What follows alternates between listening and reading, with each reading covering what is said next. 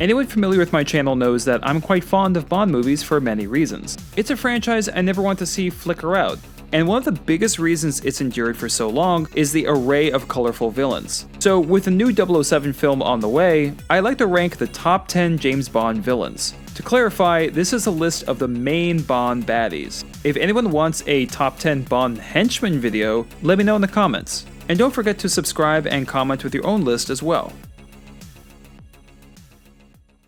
At number 10 is Carl Stromberg from The Spy Who Loved Me. First off, does Stromberg remind anyone else of Frasier Crane? No? Just me? Okay. What makes Stromberg fun to watch is his overall presence. His behavior is reminiscent of the ocean in which he resides from his underwater lair.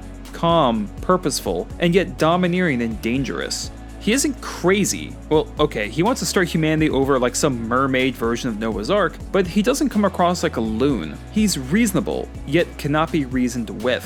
While he isn't as memorable as other entries, Stromberg's very nature is interesting, and makes every scene of him turn into a mini character study.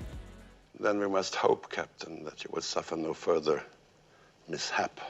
I've noticed with many movies in this franchise that the best films often have the best villains. Not so much in the case of Max Zorn from A View to a Kill. Trying to condense everything wrong with this film is like condensing 30 watermelons into a blender. So let's just say it wasn't great, but it did have Christopher Walken. More power. Walken embeds so much charm into the character that every scene with him is like surfacing for air. He is constantly sneering at investors, at Bond, probably at the mirror. I particularly like how he and the henchwoman Mayday come across like loving and equal partners. Zorn's ego knows no bounds, and it's being fueled even after the lights go off. He's pride in its purest form, without restraint or change. And while some villains are great because of their depth, sometimes a one-note character is pitch perfect. Intuitive improvisation is the secret of genius. Yeah, Dr. Morton would be proud of his creation.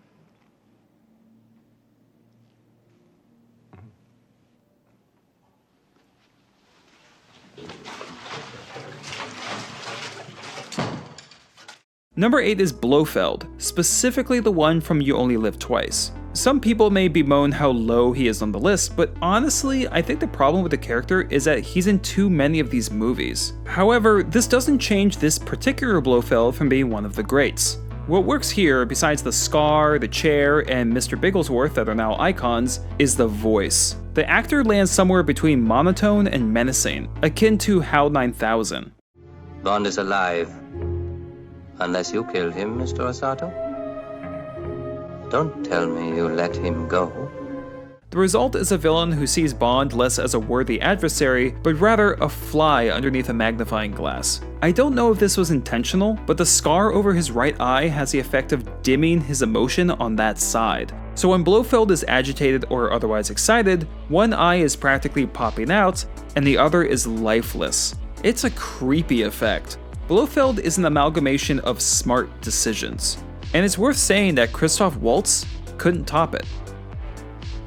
Next is Auric Goldfinger from Goldfinger. While Blofeld may have started a physical trend among Bond villains, I would say Goldfinger is a staple for personality. He's not just an antagonist, but revels in his mischief. He loves to chat with his enemy and explain his entire plan. He is the epitome of someone counting their chickens before they've hatched. His conversations with Bond are some of the most entertaining scenes because of just how gleeful Goldfinger is.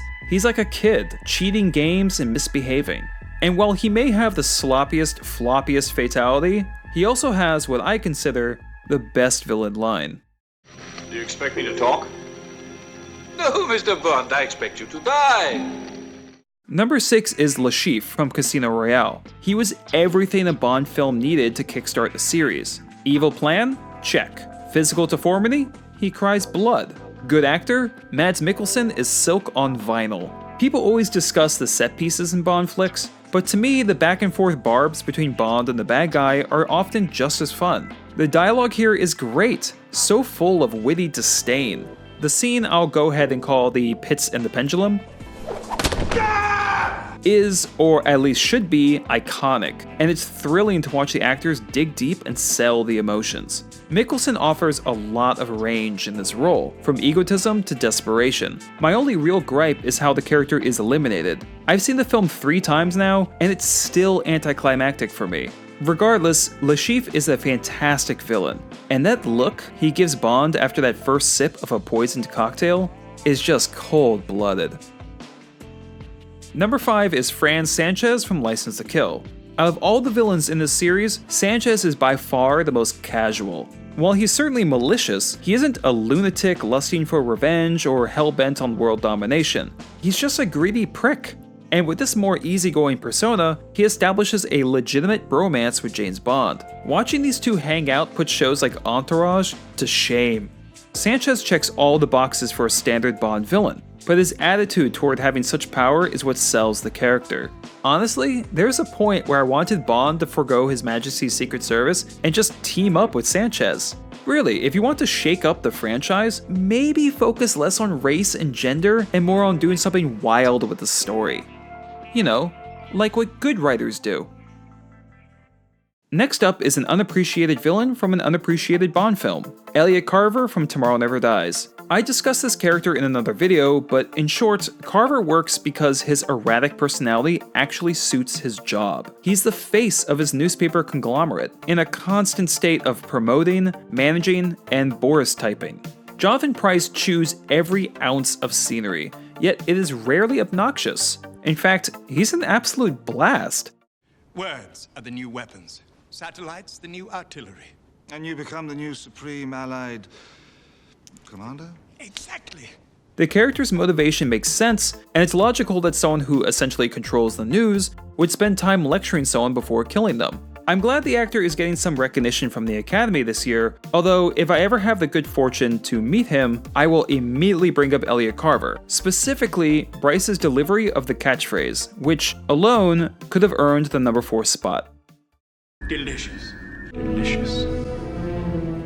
Number 3 is Raul Silva from Skyfall. I can hear the keyboards rattling from people who hate the film, but if we can meet halfway, Silva is awesome. He's over the top, but in a way more untethered than happy. You feel like you're watching the character lose his mind on screen. The decision to make him gay, or at least bisexual, made his character richer. Bond and Bond girls frequently use their sexuality to seduce or destroy, and Silva uses it like a torture device. I think everyone was uncomfortable during this sequence, and that was precisely the point. Silva, despite his obvious intelligence and resources, is still a damaged little boy in many ways, and his revenge was built on the desire to torment. He was a threat, physically and sexually, to multiple people, and that's what made him so devious. The character is brilliantly acted by Javier Bardem, his speech about rats is one of the best villain monologues out there, and honestly, it's good to see a bad guy with mommy issues. I mean, don't they all? Number 2 is Francisco Scaramanga from The Man with the Golden Gun. Scaramanga acts as the perfect foil to Bond, just as sharp, debonair, and deadly, a fact he regales him with Bond regularly. And through him, the audience can experience how dangerous Bond would be if he lost his moral compass. Lee is sublime in this role, and it's worth noting that not only is he the step-cousin to Bond creator Ian Fleming, but he served in the British and Finnish armies in World War II. The actor even advised Peter Jackson on the set of Lord of the Rings how people really act when stabbed in the back. No, really, that happened. It's because the breath's driven out of your body. He seemed to have expert knowledge of exactly the sort of noise that they make, and so I just sort of didn't push the subject any further. I just said, well, you obviously know what to do, Christopher, so I'm sure you'll do it great, and he did. Scaramanga isn't just an amoral version of Bond, but bests him in a number of circumstances. I considered putting him at number 1, if another film had never been made. And number 1 is, you may have guessed it by now, Alec Trevelyan from GoldenEye. What can I say, this man's a marvel. This character is even closer to being Bond than Scaramanga, being a 00 agent and Bond's partner on a mission. They are both introduced in similar visual ways, and have a clear camaraderie. But even early on, one can tell that 006 is a bit off, and once feelings of greed and betrayal enter the fray, he is reborn into a nemesis. I particularly like how Trevelyan treats Bond, frequently reminding him of their past like it's an insult, but also, you could argue, because he may miss the good old days. Sean Bean plays both roles, and it really is 2 roles, very well. Bring her in. Lovely girl. Tastes like strawberries. I wouldn't know. I would. Trevelyan doesn't just fit all the villain iconography we've come to expect, he is presented with depth and originality, all the while being entertaining as hell. And for that, he's my pick for the greatest Bond villain. So far. So what's your list? Comment below. Make sure to check out my other Bond videos, and I'll be reviewing a new one as well. And if you liked this video, subscribe. I appreciate all the support. Thanks for watching.